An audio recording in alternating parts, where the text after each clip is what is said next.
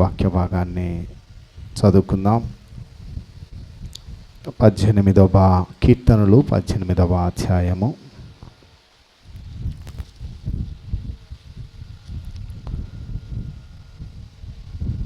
కీర్తనలు 18వ అధ్యాయము 12వ వచనం నుండి 15వ వచనం వరకు చదవగలిగినటువంటి బిడ్డలు ముందుకు వచ్చి చదివి వినిపించవచ్చు. కీర్తనలు 18వ అధ్యాయము 12వ వచనం నుండి 15వ వచనం వరకు.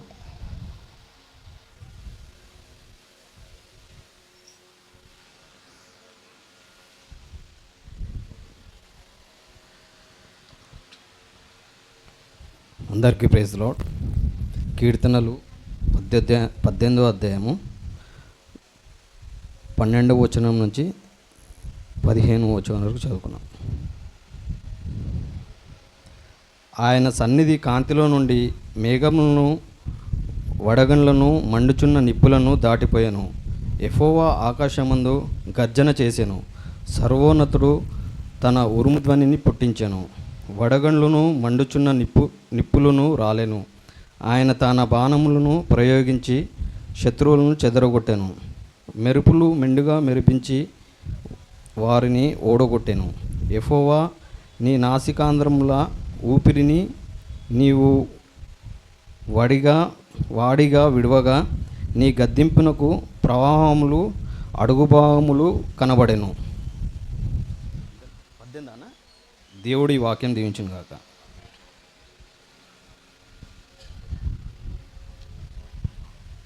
ప్రభుకి మహిమ కలుగును గాక. సంఘం అంతయు లేచి నిలబడదాం.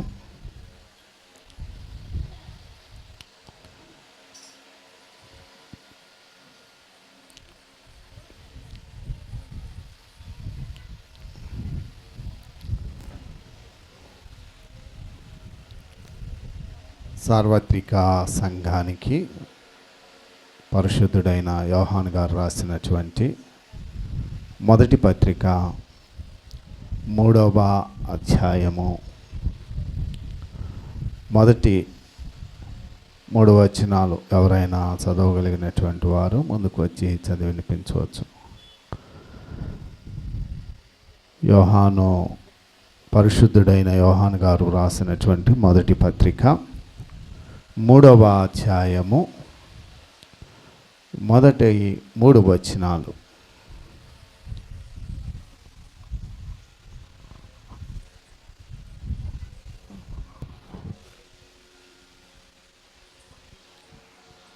యోహాను రాసిన మొదటి పత్రిక 3వ అధ్యాయము మొదటి నుంచి 3 వచనాలు చదువుకుందాం.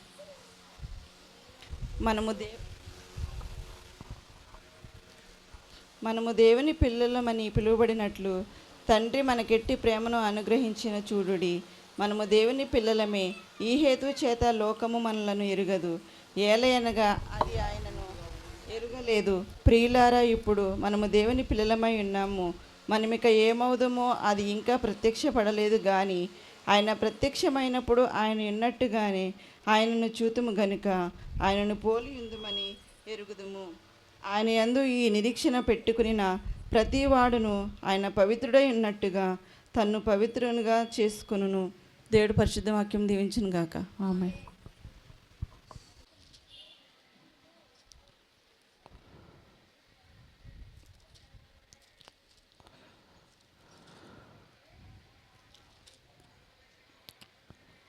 మన దేవుడు గొప్ప దేవుడు, బలమైన దేవుడు.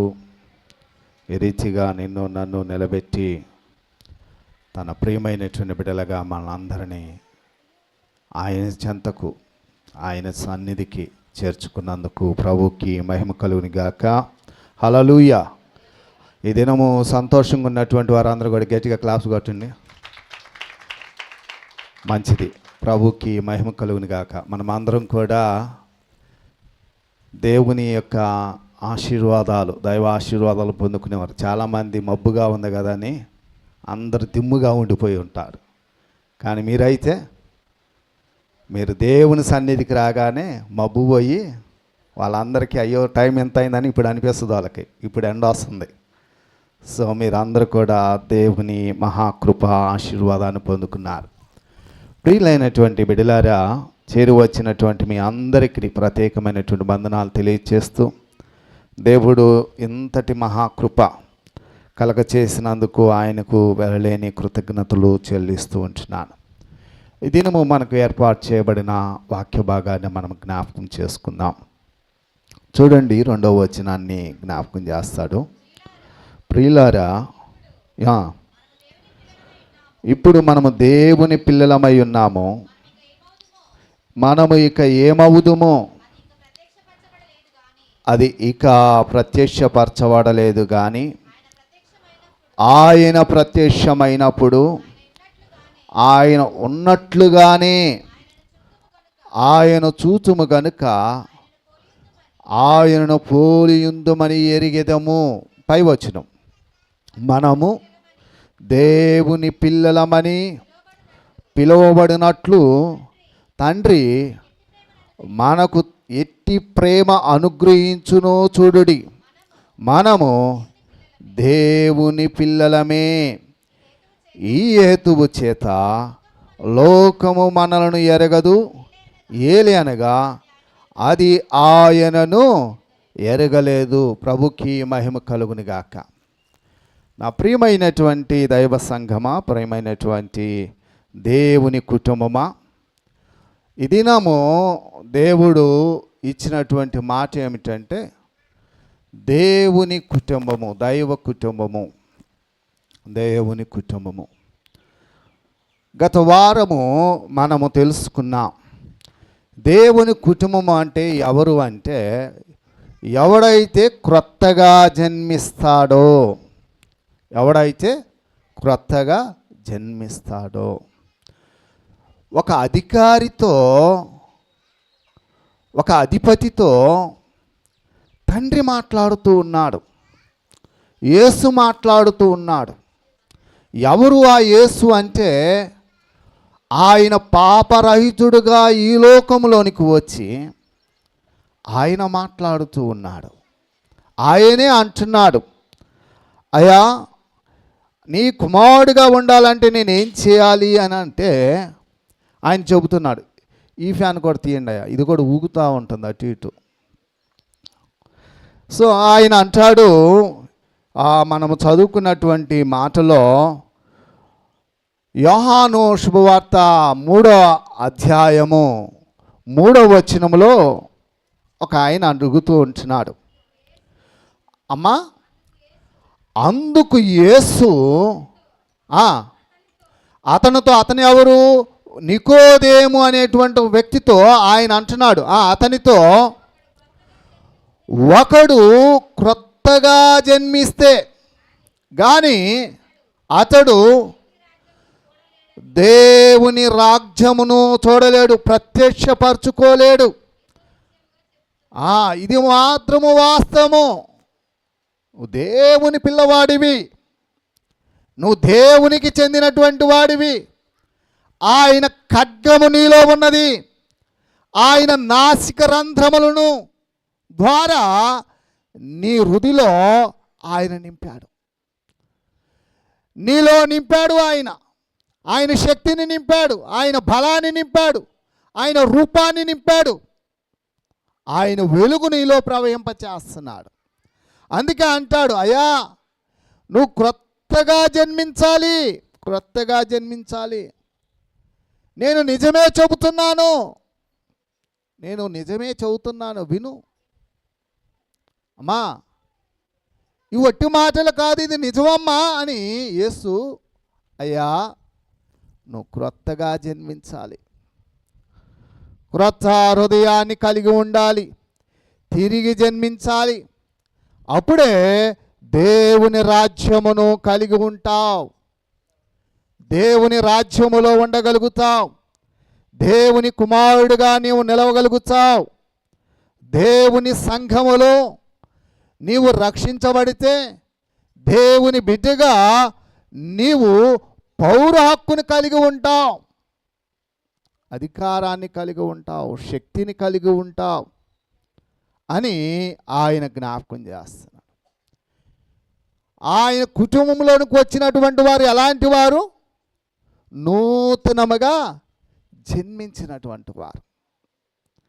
ఆయన బిడ్డలుగా అనిపించుకునేవారు నూతన స్వభావాన్ని, నవీన స్వభావాన్ని, నూతనమైన హృదయాన్ని కలిగినటువంటి బిడ్డలు మాత్రమే. మిగతా వారందరూ కూడా ఎలాంటివారో ఆయన అంటున్నాడు. ఆయన మాట్లాడుతూ ఉన్నాడు, నా ప్రియమైన స్నేహితుడా, నా ప్రియమైనటువంటి బిడ్డలారా, నా కుమారుడా, నా కుమార్తె అని ఆయన సంబోధిస్తూ ఉన్నాడు.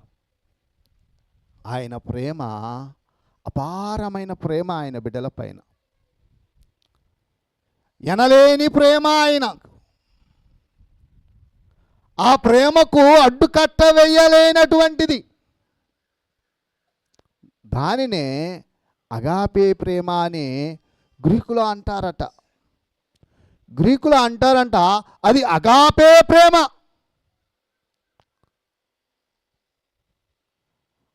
అది పిలియే ప్రేమ కాదు, అది కుటుంబ సంబంధమైనటువంటి బాంధవ్యం కాదు, అది శారీరక సంబంధమైనటువంటి ప్రేమ కాదు. అది ఆ ప్రేమ అంట దైవ ప్రేమ. ఆ ప్రేమ ఆధిపత్యమును చూపించేది. అందుకే ఆయన అంటాడు, ఏమంటాడు? ఆ ప్రేమ ఎలాంటిదంటే, ప్రియమైన స్నేహితులారా, ఆ ప్రేమ ఎలాంటిదంటే అగాపెటోస్. అగాపెటోస్ అందరూ గ్రీకులో అగాపే అంటారు అని విన్నాం కదా. దాన్ని పెటోస్ అనగా ఆధిపత్యము, తండ్రి ఆధిపత్యము, పురుషాధిపత్యమును, కుటుంబ యజమాని ఆధిపత్యము.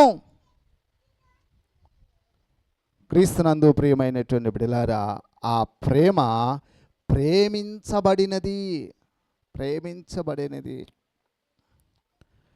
బిడ్డలను తండ్రి ప్రేమిస్తాడట. ఎంత ప్రేమ కలిగి ఉంటాడో, వాడు తప్పు చేసినా తన బిడ్డని కాబట్టి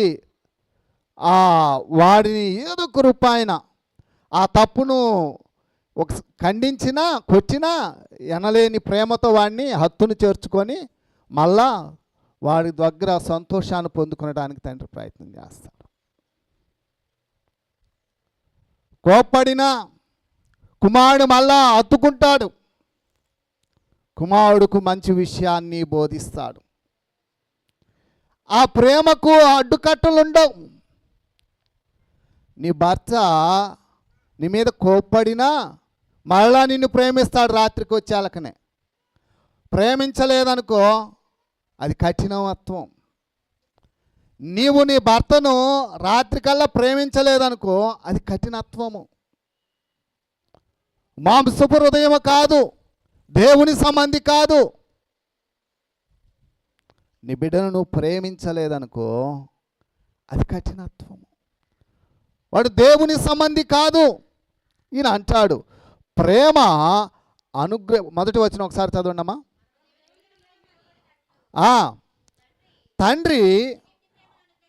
తండ్రి నిన్ను సృష్టికర్త, నిన్ను సృష్టించినటువంటి వాడు ఆయన మనకెట్టి ప్రేమ అనుగ్రహించునో చూడుడి. అమ్మా చూడు, ఆయన ఎట్టి ప్రేమను అనుగ్రహించాడు. మనము దేవుని పిల్లలమే. ఎవరో అంట? దేవుని పిల్లలమే, తండ్రి పిల్లలమే. నీవు తండ్రి పిల్లలమే. ఆ హేతువు చేత లోకము మనలను ఎరుగును. కాబట్టి నా ప్రియమైనటువంటి బిడ్డలారా, కనుక నీవు ఆయనను ఎరిగి ఉండాలి అనేటువంటిది జ్ఞాపకం చేస్తున్నాడు. ఆయన కలిగి ఉండాలని జ్ఞాపకం చేస్తున్నాడు. అందుకే ఆ ప్రేమ ప్రేమించబడేటువంటిది. ఆ పెటోస్ అనేటువంటిది ప్రేమించబడేటువంటిది. ఆ ప్రేమ యేసయ్య కలిగి ఉన్నాడు.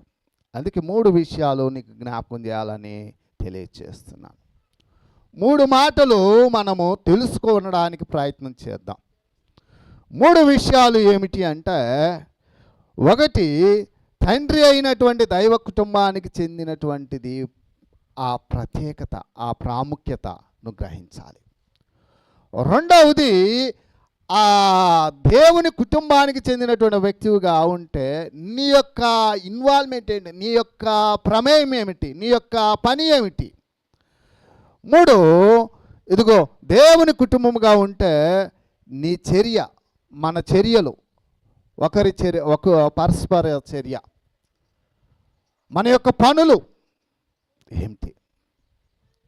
నా ప్రియమైనటువంటి తల్లి, మొదటిగా మనం జ్ఞాపకం చేసుకుంటే అపోస్తుడైనటువంటి పౌలు అంటాడు, ఒక లేఖ రాస్తున్నాడు ఎఫెసీ సంఘానికి, 2వ అధ్యాయము 19వ వచనములో, కాబట్టి ఇక మీదట పరజనులను పరదేశులై ఉండక పరిశుద్ధులతో, చూడండి ఏమిటంటే ఇక మీదట, చదువమ్మా, పరజనులను పరదేశులై ఉండక పరిశుద్ధులతో ఏక పట్టణస్థులై దేవుని ఇంటి వారైనారు. చప్పట్లు కొట్టండి ఒకసారి. నువ్వు విడివిడిగా ఆయా ప్రాంతాల్లో ఉండవచ్చు, ఆయా ప్రదేశాల్లో ఉండవచ్చు, ఆయా స్థావరాలలో ఉండవచ్చు. ఈ ఇంటికి వచ్చావు కనుక నువ్వేంటి, దేవుని నివాసములో, తండ్రి నివాసములో ఉన్నటువంటి ఆయన బిడ్డవి, ఆయన బిడ్డలు మీరు. కాబట్టి నా ప్రియమైనటువంటి బిడ్డలారా, దేవుని కుటుంబంలో అందరూ ఒకటే. దేవుని సముఖములో నీవు ఎలాగా ఉండాలనేటువంటి భావనలో, ఎలా ఉండాలనేటువంటి ఆలోచనలో నీవు ఉంటున్నావు. ఇక్కడ మన యొక్క వ్యక్తిగతమైనటువంటి ఆలోచన ఉండకూడదు. దేవుని సన్నిధిలో ఆయన అంటున్నాడు, మన కోరికలను, మన ఆలోచనలు, మన తలంపులను ఇదిగో ప్రధానంగా ఉంచకూడదు. దేవుని సంబంధమైనటువంటి దైవికమైనటువంటి విషయాలు కలిగి ఉండాలి. ఈ పేటస్లో ఉన్నటువంటి ప్రాముఖ్యత ఏంటంటే, ఆ ప్రియమైన అని ఉంది కదా, ఆ ప్రియమైన అనే దానిలో ప్రాముఖ్యత ఏమిటంటే కోరుకునదగినది. కుటుంబ యజమాని ఆధిపత్యము, తరువాత దానికి వస్తున్నటువంటి అర్థాలు ఏమిటంటే కోరుకునదగినది. ప్రియమైన, నా ప్రియురాలా అని సంబోధిస్తాడు. ఒక్కొక్కసారి యవనస్తుడు ఒక ఆయన ప్రేమిస్తున్నాడంటే ప్రియురాలా అనగానే ఆమె సంతోషపడి నాకు ఐస్ క్రీమ్ ఇప్పి అంటది, అంతే కదా.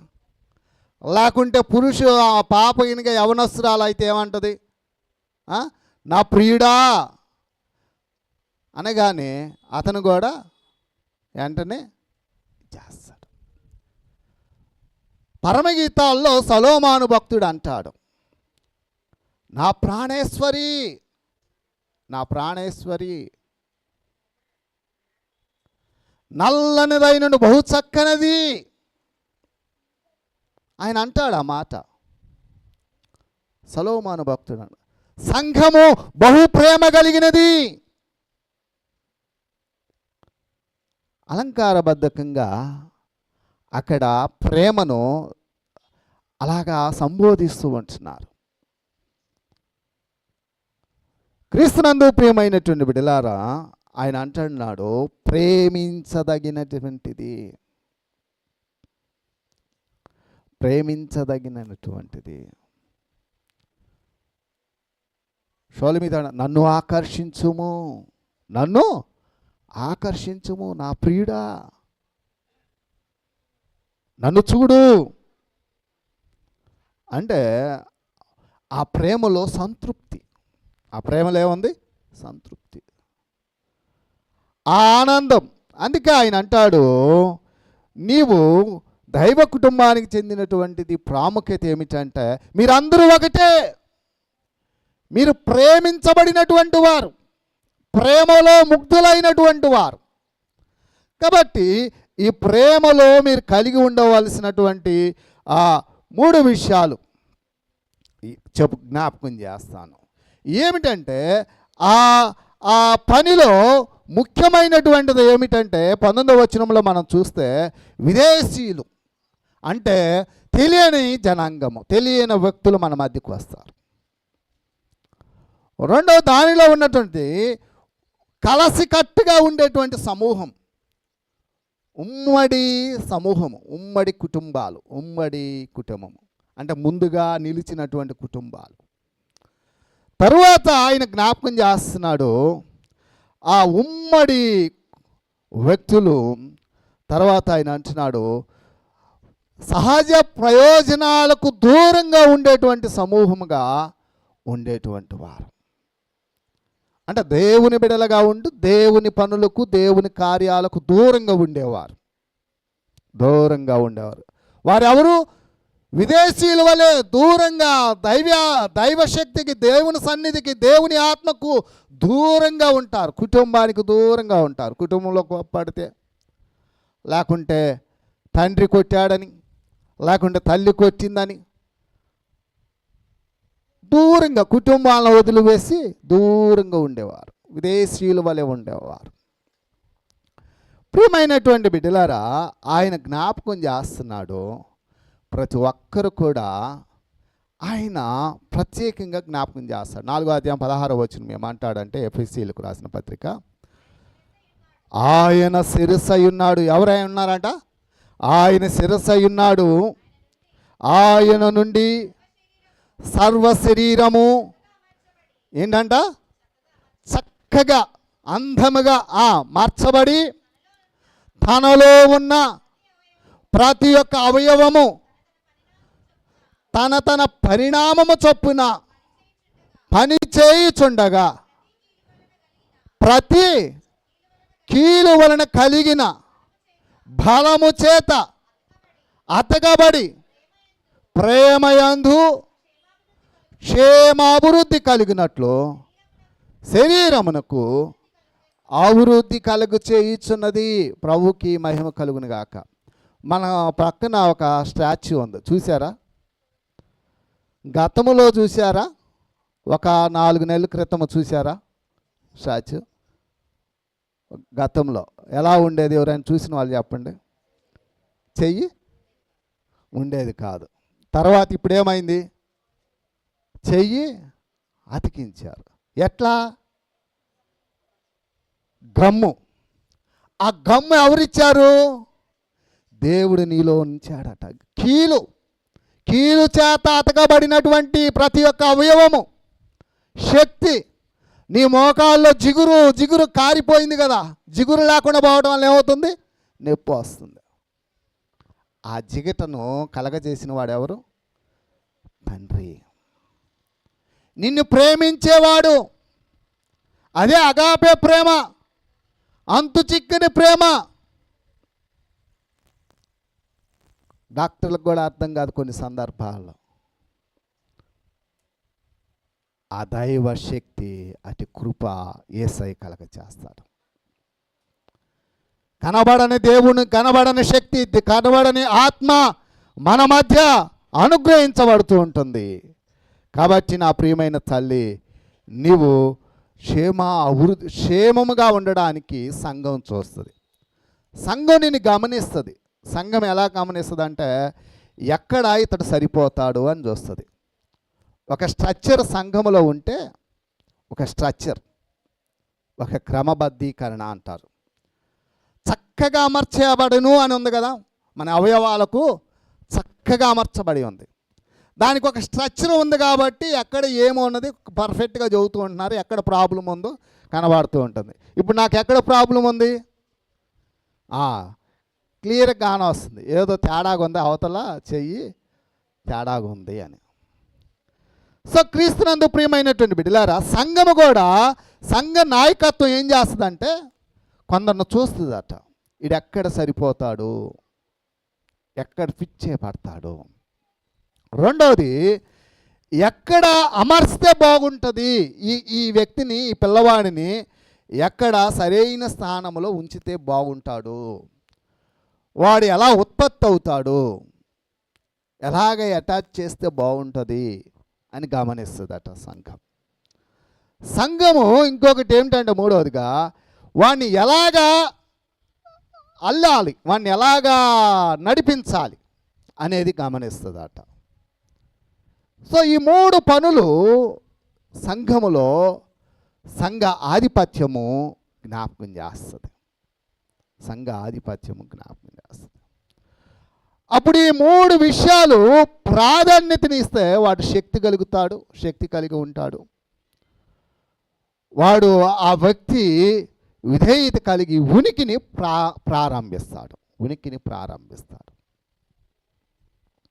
నా ప్రియమైనటువంటి బిడ్డలారా, అటువంటి స్థితిలో, అటువంటి పరిస్థితిలో, అటువంటి విధేయతలో సంఘ బిడ్డలు నిలవగలగాలి. సంఘ బిడ్డలు ఇటువంటి దైవ కుటుంబం చెందినటువంటి వారుగా ప్రాముఖ్యత కలిగి ఉండాలి. ప్రామాణికంగా సంఘానికి విధేయులై ఉండాలి. తండ్రి కుటుంబానికి విధేయులై ఉండాలి. తండ్రికి చెప్పకుండా ఒక పని చేయి, ఎలా ఉంటుందో నీ ఇంట్లో సంతోషంగా కార్యం జరుగుతుందా? ఏదన్నా జరిగిద్దమ్మా? జరగదు. కొన్ని సందర్భాల్లో సంఘములో కాపరి, ప్రెసిడెంటు, సెక్రటరీ ఉంటారు, ట్రెజరరు ఉంటారు. ఏ కార్యక్రమం, బర్త్డే కానీ లేకుంటే తద్దినం కానీ ఏదన్నా కానీ ఫోన్ చేసి పలానా కార్యక్రమం పాస్టర్ గారు పలానా చేద్దాం అనుకుంటున్నాం అంటారు కదా. కానీ తండ్రి కార్యక్రమం చేయాలి, తండ్రికి చెప్పుకుంటామా లేదా? తల్లి, చెల్లి, నాన్న, అమ్మ అందరం కలిసి చెప్పుకొని పని ప్రారంభించుకుంటాం. అప్పుడు అది ఆనందంగా ఉంటుంది. కానీ అలా చెప్పుకోకుండా ఇంట కార్యక్రమం నడిపిస్తే బాగానే ఉంటుంది, నడుస్తుంది, కార్యక్రమం ఆగిపోవు. కానీ ఎక్కడో తేడా రాగానే ఏముంటుంది, పక్కన వాడు ఏం చెప్పుకుంటాడు, ఇక ఇది విషయం మీకు తెలుసా అని పక్కన చెవుగోరికి, ఫలానా తండ్రికి తెలియకుండా వీళ్ళు కార్యక్రమం చేస్తుంది అమ్మకు తెలియకుండా తండ్రి చేస్తున్నాడు అయ్యా అని చెప్పుకుంటారు. సంఘంలో కూడా అంతే. అలా చేస్తే బుద్ధిహీనులు అంటారు. అది ఎవరైనా కానీ. ఇప్పుడు నేనున్నానండి సార్, 2 రోజులు నేను ఉండను సార్ అని ఎవరికి చెబుతున్నాను? ప్రెసిడెంట్కి, సెక్రటరీకి చెబుతున్నాను. సార్ ఈ సమయంలో నేను నడిపించలేకపోతున్నాను, ఎరా వాళ్ళని నడిపించున్నాను. నేను ఎవరికి చెబుతాను? ప్రెసిడెంట్కి, సెక్రటరీకి చెబుతాను. కానీ పాస్టర్కి విషయాలు తెలియదు ఏది కూడా కదా. కొన్ని చోట్ల కూడా అలానే ఉంటుందా? అది నీ దృష్టిలో నువ్వు గ్రహించాలి, మన దృష్టిలో ఉండాలి అది. అందుకే ఆ విషయాన్ని ఆయన జ్ఞాపకం చేస్తున్నాడు. ఇంకోటి రెండవది దేవుని కుటుంబము, నీ ప్రమేయం ఏమిటి, నీ పని ఏమిటి, అసలు నీ ప్రమేయం ఏమిటి? ఆయన అంటాడు అపోస్తుల కార్యములు 6వ అధ్యాయము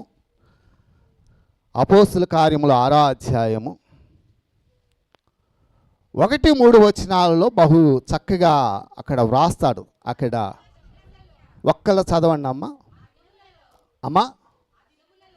ఆ దినాలలో శిష్యుల సంఖ్య విస్తరిస్తున్నప్పుడు అనుదిన పరిచర్యలో తమలోని వెధవరాండ్రును, చూడు, తనలోని వెధవరాండ్రులను చిన్న చూపు చూచిరని హెబ్రీల మీద గ్రీకు భాష మాట్లాడు యూదులు సనుగు కొనసాగుతున్నారు. అప్పుడు 12 అపోస్తులు తమ యొద్దకు శిష్యుల సమూహాన్ని పిలిచి దేవుని వాక్యము బోధించుట మాని ఆహారమును పంచిపెట్టుట యుక్తము కాదు. కాబట్టి సహోదరులారా, ఆత్మతోనూ జ్ఞానముతోనూ నిండుకొని మంచి పేరు పొందిన 7 మనుషులను మీలో ఏర్పరచుకొనుడి, మేము వారిని మీ పనికి నియమింతుము. క్రీస్తునందు ప్రియమైనటువంటి బిడ్డలారా, ఆ స్ట్రక్చర్ ఉంటే, శరీరం యొక్క అవయవాలు చక్కగా ఆ స్ట్రక్చర్ బాగా ఉంటే, వాటిలో ఉన్నటువంటి ప్రాముఖ్యమైనటువంటి 7 సభ్యులను వెనక చేసుకోగలుగుతాం.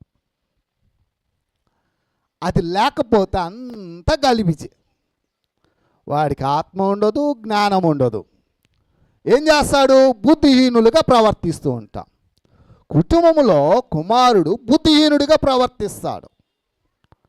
తండ్రి ఎంత చింతించినా, తల్లి ఎంత చింతించినా, ఎన్ని మంచి మాటలు చెప్పినా బుర్రకి ఎక్కవు. ఎందుకు అంటే వాడు విదేశీయుడులాగా ఫీల్ అవుతూ ఉంటాడు. ఎందుకు అంటే వాడు పరవ్యక్తిగా ఫీల్ అవుతూ ఉంటాడు. అంటే దేవుని యొక్క ప్రేమకు దూరమైనటువంటి వ్యక్తిగా భావించుకుంటాడు. నేను దేవుని సంబంధిని కాదేమో అనేటువంటి అపోహలో ఇమేజింగ్ చేసుకుంటూ ఉంటాడు. నా తల్లి, ఒకవేళ ఆ పరిస్థితిలో మీరు ఉన్నారేమో,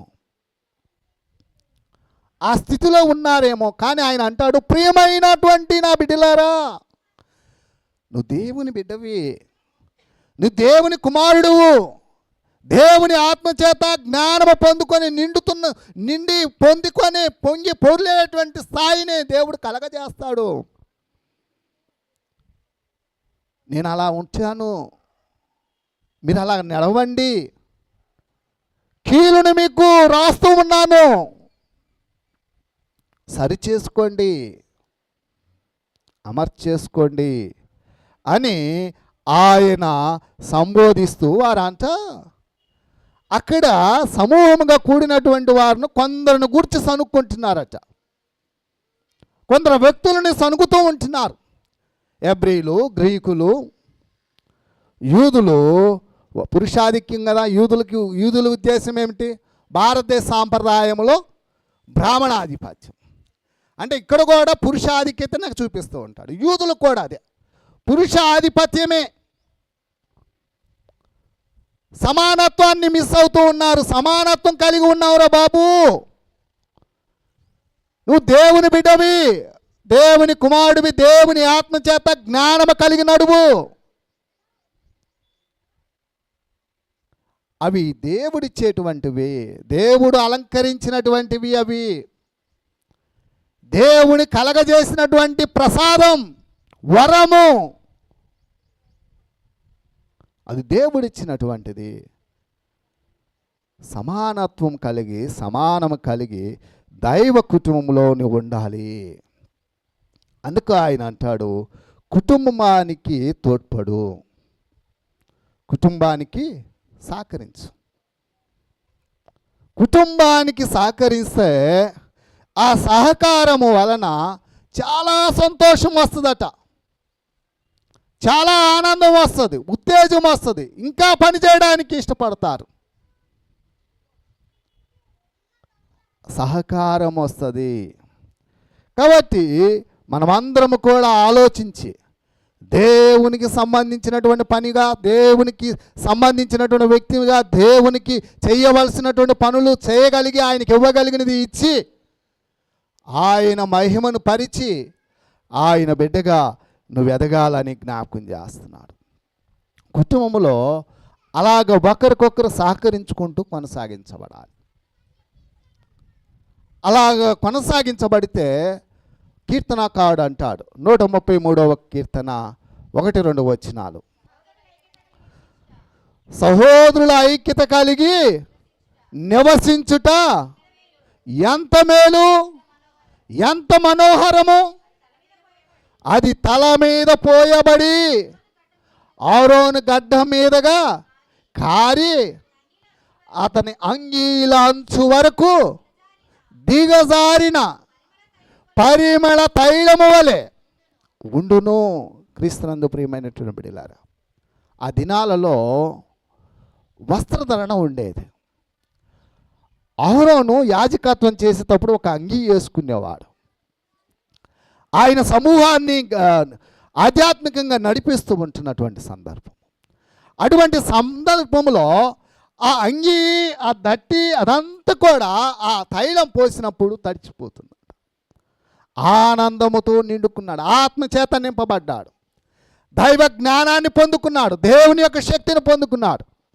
వారందరూ కూడా ఆ ఆత్మ శక్తి అనుగ్రహించబడది. అది పొందుకున్నటువంటి వారందరూ కూడా ఆయనకు విధేయులే కొనసాగించబడ్డారు. వారందరూ కూడా వాగ్దాన భూమికి విధేయులైనటువంటి వారు వాగ్దాన భూమిలోనికి అడుగుపెట్టారు. నా ప్రియమైనటువంటి తల్లి, ఒక పాఠశాల ఉంది.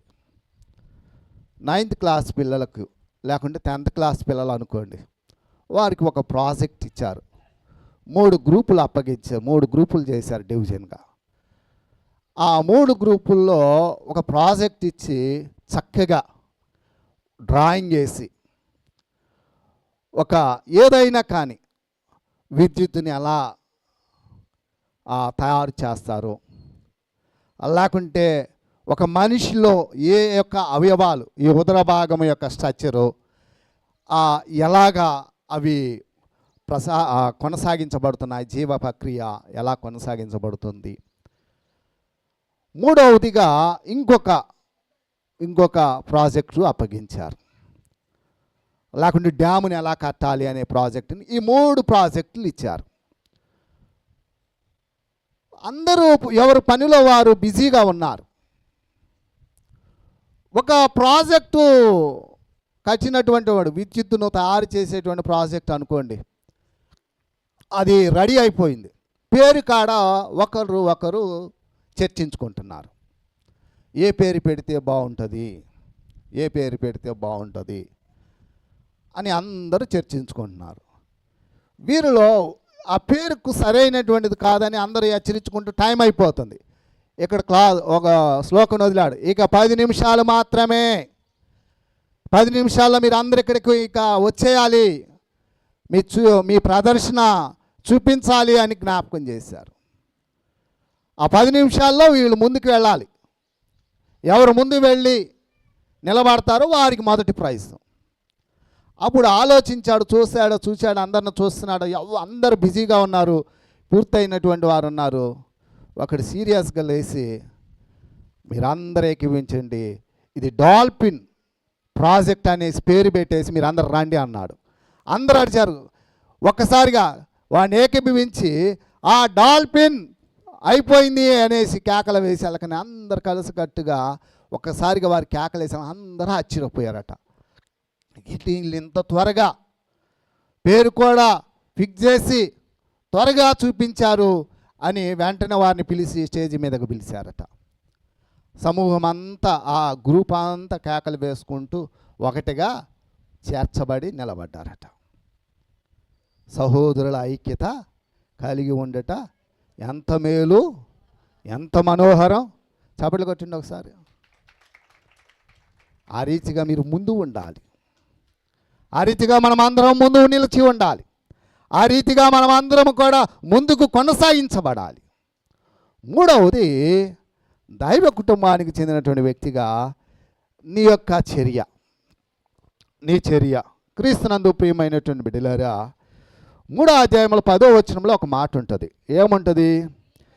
దీనిని బట్టి దేవుని యొక్క పిల్లలెవరో అపవాది పిల్లలెవరో తేటపడును, నీతిని జరిగించని ప్రతివాడును, తన సహోదరుని ప్రేమించనని ప్రతివాడును దేవుని సంబంధులు కారు. నీతి లేకపోతే, క్రమము లేకపోతే, భక్తి లేకపోతే, నువ్వు తండ్రిని ప్రేమించలేకపోతే, తల్లిని ప్రేమించలేకపోతే, నీ భార్యను ప్రేమించలేకపోతే, నీ భర్తను ప్రేమించలేకపోతే నువ్వు దేవుని సంబంధివి కాదు.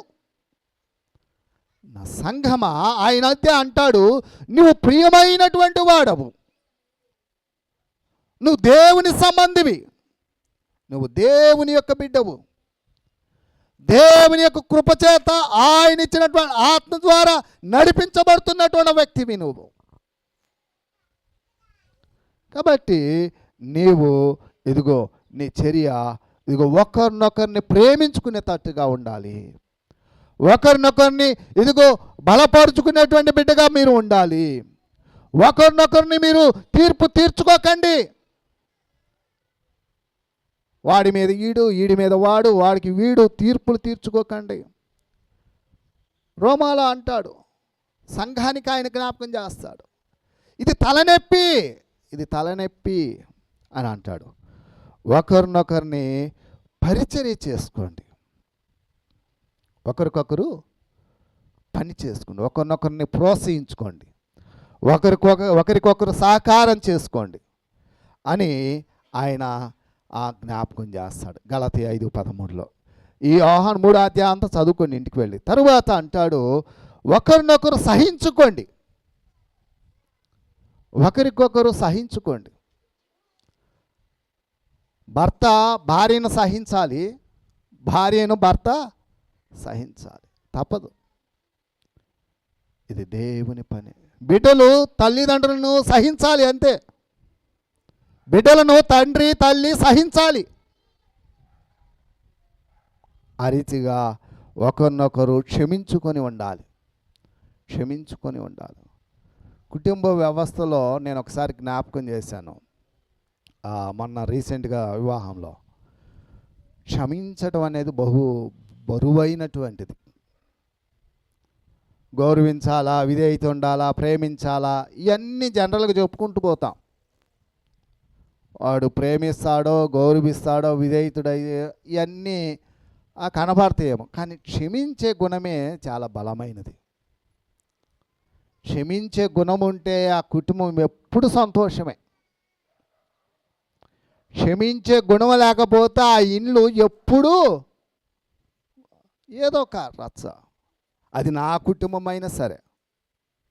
ఆయన పాస్టర్ కదా అంటే పాస్టర్ మనిషిని కదా. కాబట్టి నా కుటుంబం అయినా సరే, అది నీ కుటుంబం అయినా సరే, క్షమించే గుణము మనకు ఉండాలి.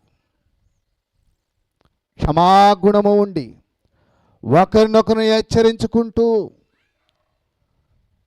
ఒకరి తప్పులు ఒకరు ఇది తప్పు జరిగింది, ఇది చేయకుండా ఉండు, ఈ రీతిలో వెళ్ళు, హెచ్చరిక చేసుకోవాలి.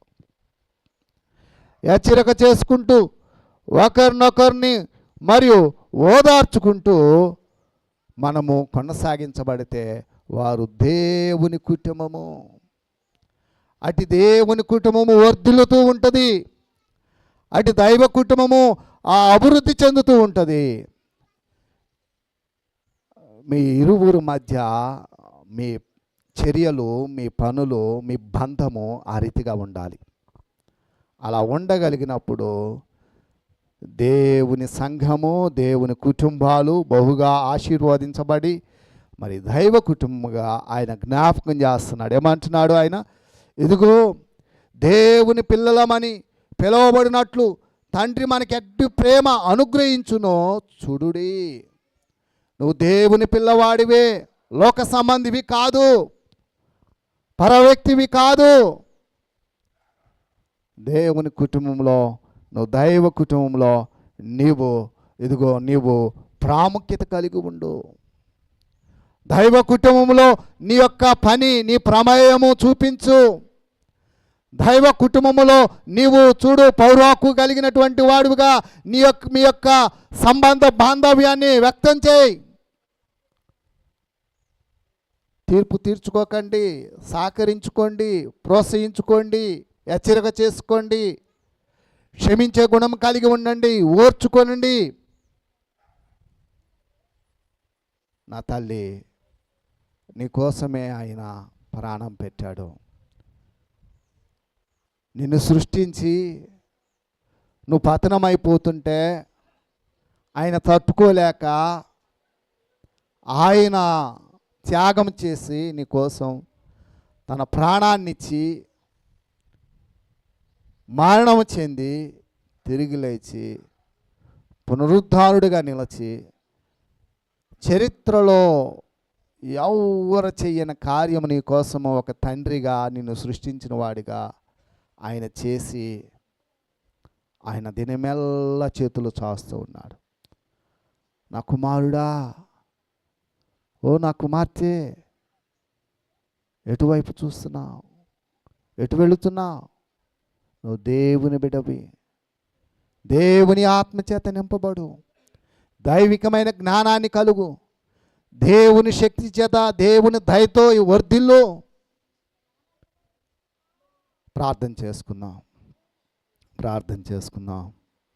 యేసయ్యా, ఆ స్థితిలో, ఆ పరిస్థితిలో నేను వెళ్ళడానికి నాకు సహాయమును దయచేయి. నీ ఆత్మచేత అభిషేకించయ్యా. నన్ను క్షమించు నా తండ్రి. నేను కూడా క్షమాగుణాన్ని కలిగి జీవించడానికి కృప చూపించి నీ ఆత్మచేత అభిషేకించమని క్రీస్తు పేరిట అడుగుచున్నాను పరమ తండ్రి. ఆమేన్.